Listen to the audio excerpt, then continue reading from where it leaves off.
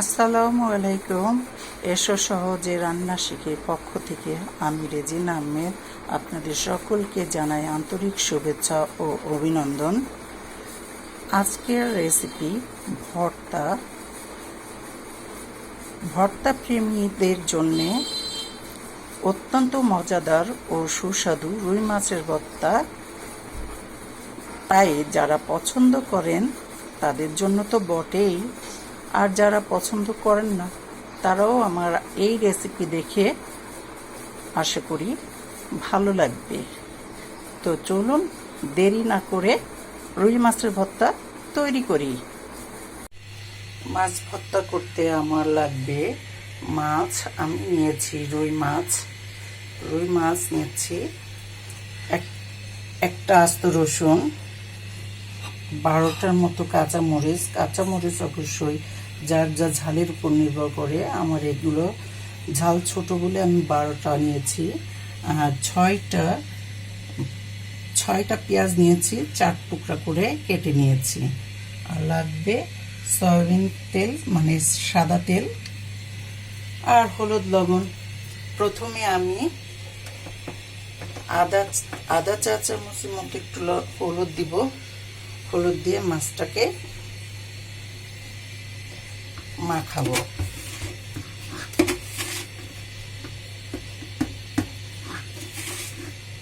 আর half চামচের মতো লবণ দিয়া মাছটাকে ভালো করে হলুদ ও লবণ দিয়ে মাখানো শুরু করব।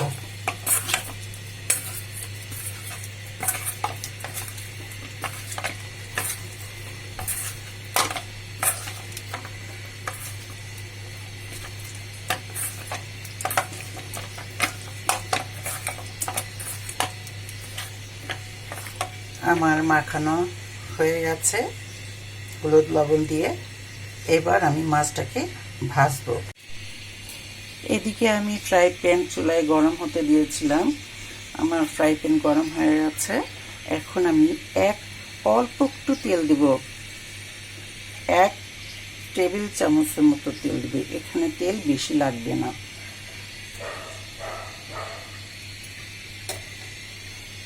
তেলটা একটু গরম হোক।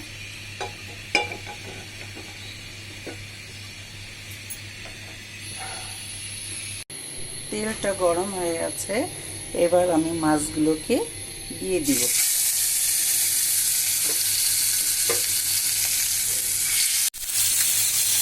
মাছগুলো দেওয়া হয়ে গেছে।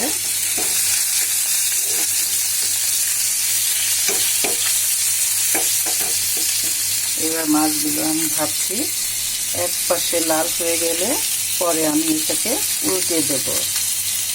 এই মাছ ভর্তা রুই মাছ দিয়ে করা যায়, কাতলা মাছ দিয়ে করা যায়, পাঙ্গাস মাছ দিয়েও এই মাছ ভর্তা করা যায় একই নিয়মে। এখন মাছটাকে উল্টিয়ে দিব। এপাশ ভাজা হয়ে গেছে। এখন অন্য পাশে উল্টিয়ে দিব। মাছটা একটু ভালো করে ভেজে নিতে হবে।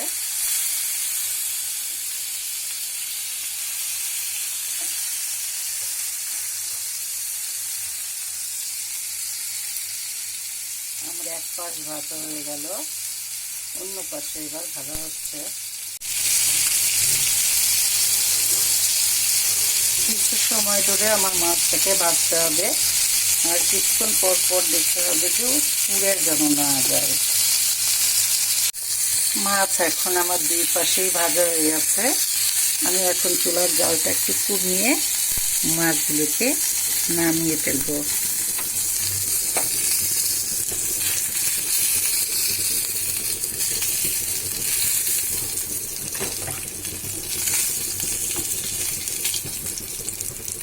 উঠিয়ে ফেলছি মাছগুলোকে।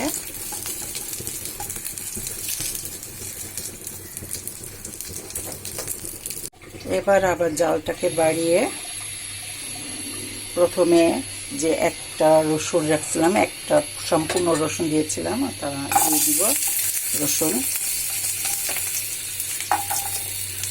5 পিস মাছের জন্য আমি 6টা পেঁয়াজ নিয়েছি। কিউব করে 4 টুকরা করে কেটে নিয়েছি। এবার পেঁয়াজ দিয়ে দিলাম। তেল আর দেওয়া লাগবে না, মাছ ভাজা তেলেই এটা ভাজা হয়ে যাবে। এবার কাঁচামরিচ দিলাম। কিছুক্ষণ পরপর নাড়াতে হবে। এটা যখন কিছুটা লালচে হয়ে যাবে তখন আমি ধনেপাতা দিয়ে দিব। আর এটা ভাজার সময় আমাকে 1 চা চামচ লবণ দিয়ে দিতে হবে। আমি 1 চা চামচ লবণ দিয়ে দিলাম। এবার আমি এটাকে ভালো করে ভাজবো। অবশ্য লবণ যার যার স্বাদের উপর নির্ভর করে। বাটার সময় যদি স্বাদটা দেখেন যে লবণ কম হয়েছে তখন আবার দেওয়া যাবে।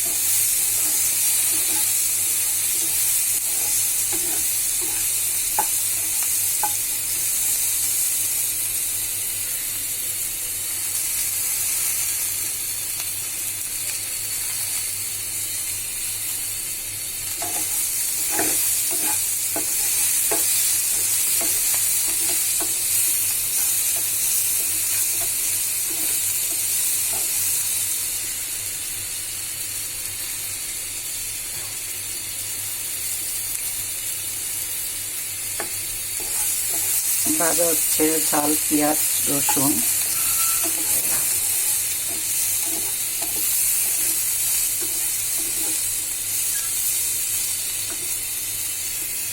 যখন এটার কালারটা বাদামি কালার হবে তখন আমি ধনেপাতা দিয়ে দিব। ফ্রাই হয়ে আসছে।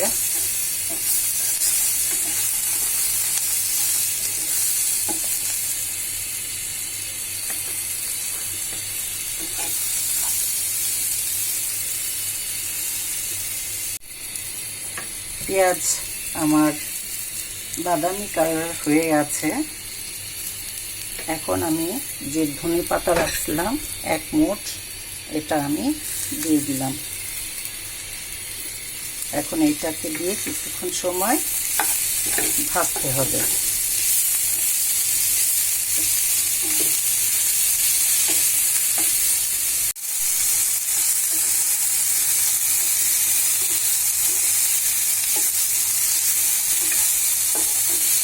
ধনেপাতা দিয়ে এগুলো প্রায় ভাজা হয়ে যাচ্ছে।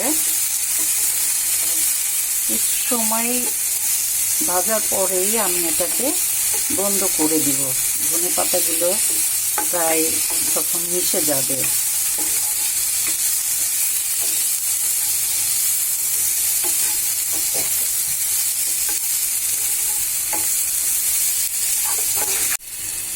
ধনেপাতা এবং পেঁয়াজ হয়ে আছে আমার ভাজা। আমি এখন চুলাটাকে অফ করে দিব। ঠিক এমন অবস্থা হয়ে গেলে আমাকে চুলাটা অফ করে দিতে হবে।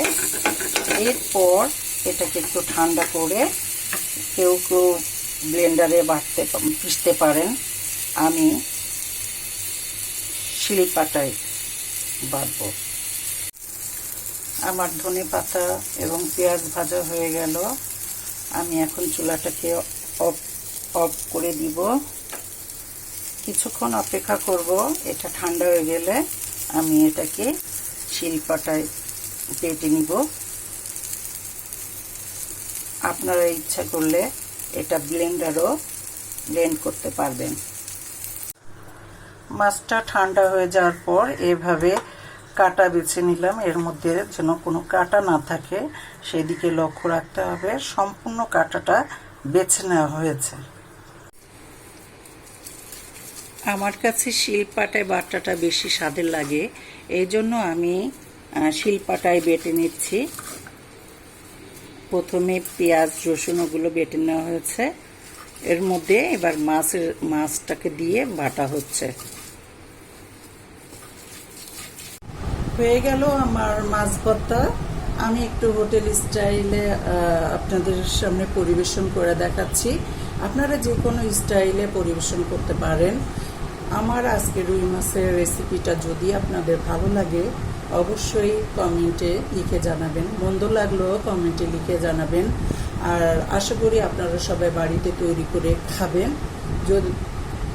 আর এখানেই এই পর্যন্তই। আল্লাহ হাফেজ।